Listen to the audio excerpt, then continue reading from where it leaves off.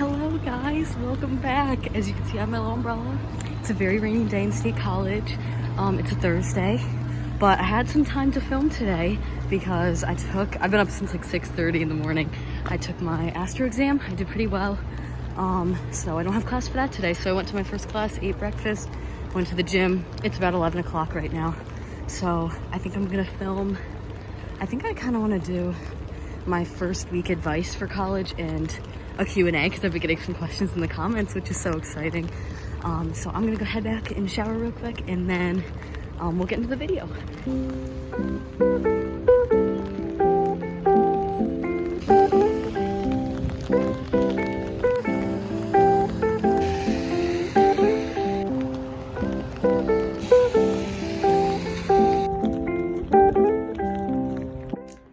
All right, I'm all showered, ready to go.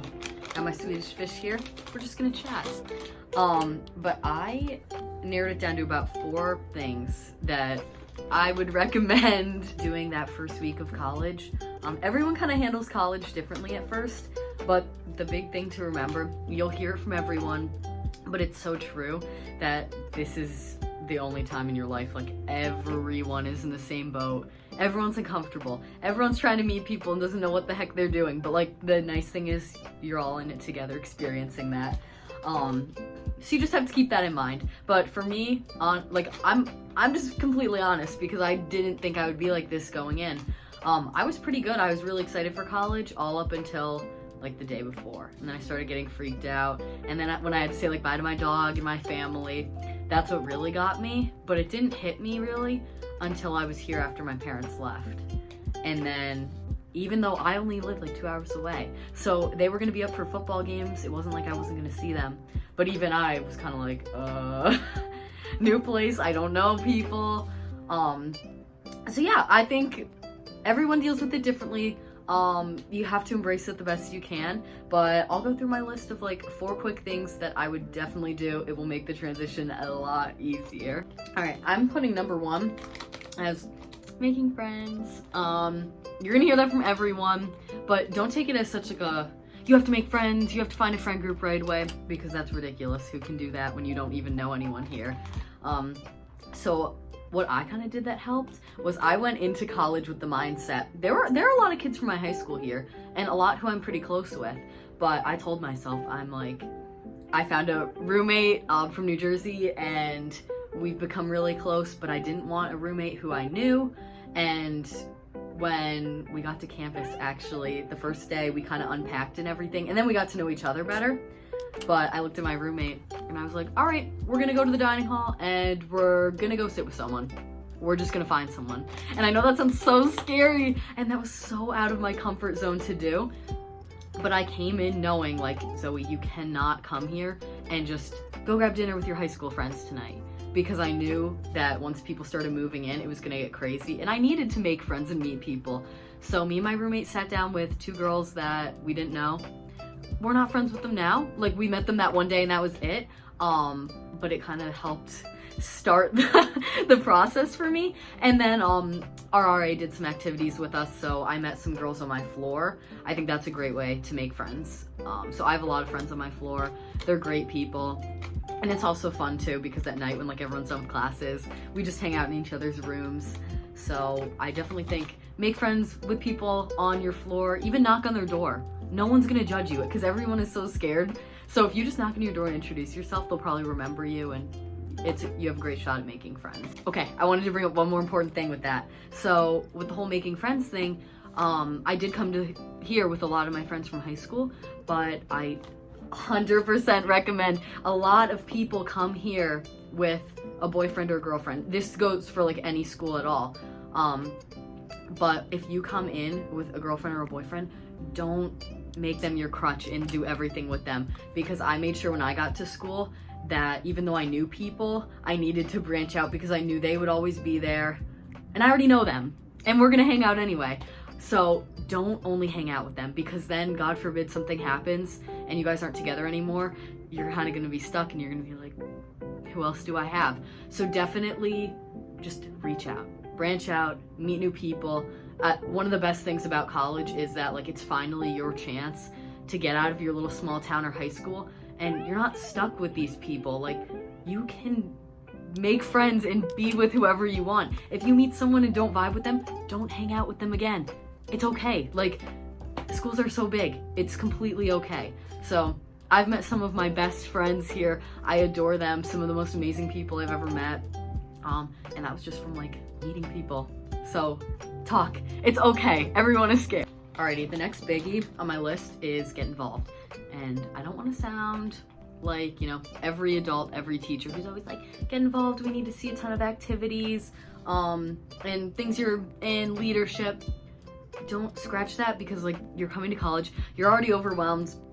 Classes are gonna be harder, and with trying to make friends, getting involved in clubs is a great way to do that. And I'll make this section brief, everyone knows, but a lot of schools have involvement fairs right in the beginning of the year. So I actually went to my involvement fair. I talked to a lot of people. They had like little handouts that we were able to take, and you just go to a bunch of club informational meetings, see if it's for you or not. But don't be scared in the beginning that being in a club is like too much right now and you're not gonna have time, because that's kind of like a great break time in your day, and it's also a great time to meet new people. So it's like an easy way. So I actually ended up joining a club called Charge, and now I'm an exec for it. I love it so much, but that first week I kind of was just like, oh, I'll go to this. And they are the nicest girls ever. I met some super close friends there, and I'm really passionate about it, but they helped me feel like so comforted, really helped my adjustment and transition into college. So you will have time. Even most clubs sometimes only meet once a week, bi-weekly. Just get involved in something that's fun, that is a break from school. That's what my parents always tell me. They're like, you're here for school, but you need a break sometimes. So clubs are a great way just to like decompress. Just do something you love. Do something you enjoy. Okay, this next one is pertaining more so to classes, and it's read the syllabus. You will see in college that the syllabus for every class, they make them so long. Because some of them like outline every single assignment you'll have every day of the semester, which I like because then I go through and like mark it on my calendar. But sometimes like they are so long that you just kind of want to skim it and not read through it. But I've noticed that some teachers are very smart and they will sneak in little parts of the syllabus like, oh, if you do this, I'll give you extra credit. Or one of my teachers actually, professors, had in fine print, she was like, if you turn your homework assignment in like 4 days early every week, and just like the first attempt, she would give you extra credit. So a lot of kids miss that and they don't know that, but because I read it, I found that helps my grade out. So I'm telling you, a lot of teachers put that in the fine print just because they want to see who's reading and reward them. So syllabus week is usually a little stressful because it's the first time you're getting a feel for all your classes. Sometimes you're already starting to learn on the first day, but definitely take the time to just go through, highlight, mark some of the important stuff. It's for the best, trust me. Okay, my last piece of advice. Sorry, these Swedish fish are like sticking to my teeth. Take time for yourself. That is the most important of them all. Because if you're taking into account the fact that you're moving to a new place, a new town, all new people, new classes, and getting adjusted to like living alone and learning how to function without your family, it's a lot. It's a huge change, and it's definitely hard. I'm not gonna lie, like it's hard, but you need to make sure you're setting aside time to just breathe. Because I noticed after I moved in on Thursday, and then classes started Monday. So I had a few days to kind of figure it out and try to fill my days with things to do and meet people. But by Sunday night, I was in like tears calling my parents because I was like, I've been trying so hard, like I've been getting out, I've been meeting people, I've been doing stuff, but I was so drained emotionally because meeting people's hard and putting so much energy into like, you know, introducing yourself over and over again. It's a lot. So that Sunday night, actually, I ended up just like laying in my bed, watching some TikToks, just decompressing, and you need that time. I definitely recommend don't stay in your dorm room all the time when you're a college student because you're missing out on so much that's going on campus. But like right now, I have a day where right now, this is like unheard of for me. But I have like 3 hours before I have to be at a little meeting. So I'm just enjoying this time because I've been up since 6:30. So I've done a lot today. The point is, so I'm taking some time for me. I'm filming this, I'll edit it. I think I'm gonna paint my nails. But just make sure you schedule those little times because life does get stressful. It really does in college. And college is so much fun, and your friends are the ones who get you through it and help you, and you're all going through it together. But taking time for you is very important. So do it.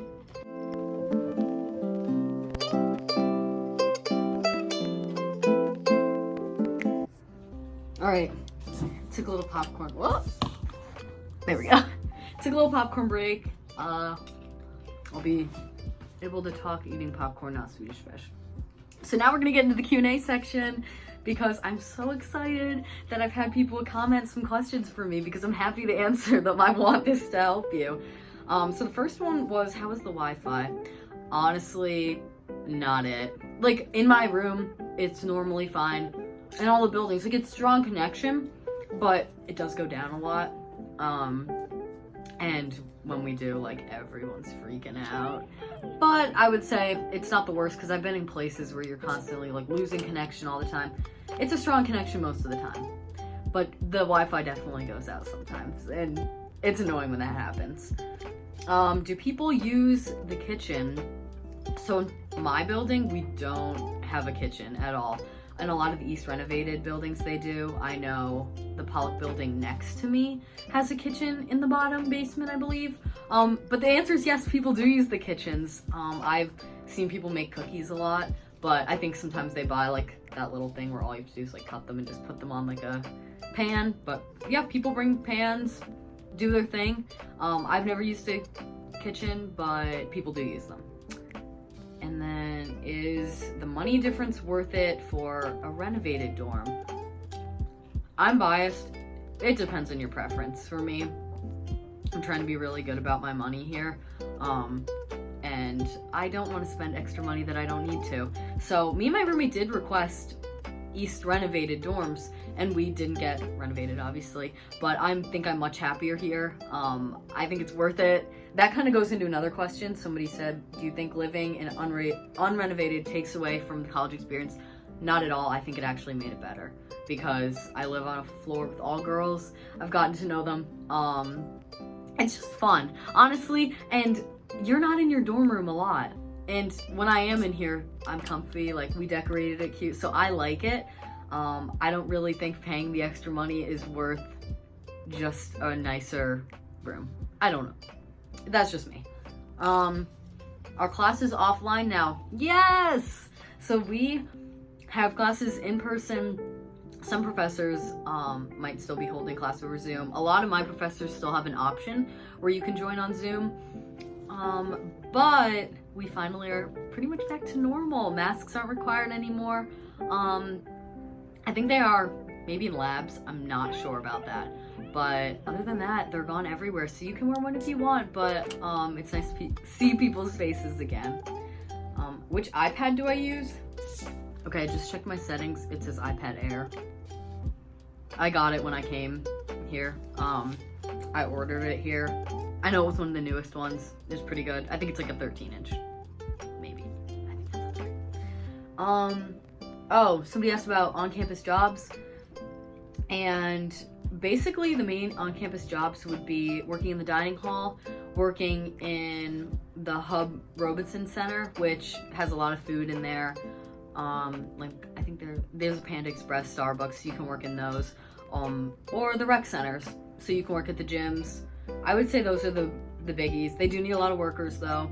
And I think the pay is, I mean, I can't really speak on it, but I think it's fine. People work there. They don't really complain, so. But yeah, I don't know of any other on-campus jobs. I know you can do some research opportunities as well. You can be a teaching assistant. Those are other options too. So definitely something to look into. But it's all about managing your time, I think. And then the last one was somebody asked about if I could film the Pollock building amenities. And I took some videos, I'll insert them like after this clip, of just kind of like the downstairs of our building. but you would have to look at, if you're looking at more of like an East renovated, they have more amenities. They have like the kitchen. I know they have like a lower level with a bunch of seating, TVs. We don't really have that, but like I said, would it be nice? Yeah, but I don't feel like I'm missing out not having it.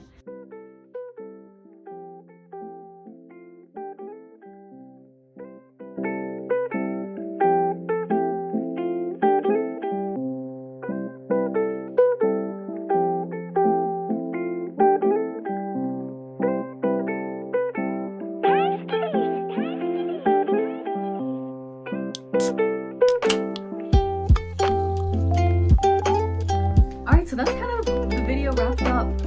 Just want to give a shout out to everyone who's been watching my channel. I really just made this because I wanted to answer questions and I want to help out people who are just starting college, because I wish I had some of this advice when I was starting. So I want to pass it along. And I really appreciate the support. So thank you for watching. Definitely share with friends if they have some of the same questions or wondering about the same things. But like I say in every video, if you have any more questions about Penn State in general or any college questions in general, definitely keep commenting. I love answering them. I can always like include a little Q&A in the bottom, or if it's quick, I can just respond in the comment section. I'm happy to do that. But I have a little list of video ideas coming. Ooh, little popcorn just... but for the most part, I'm only here for like one more full week of classes and then I have finals. So I will try to film something more related to Penn State or the campus before I'm gone. But I'll continue to do videos over the summer, and then I'm excited for next year. But enjoy every moment, live in the moment. College is exciting. You're gonna love it. Don't be scared. But thank you so much for watching. Feel free to like or subscribe this video if it was helpful. Definitely subscribe if you want to follow along and see more college advice videos. But thank you for watching, and I will see you next time. Bye!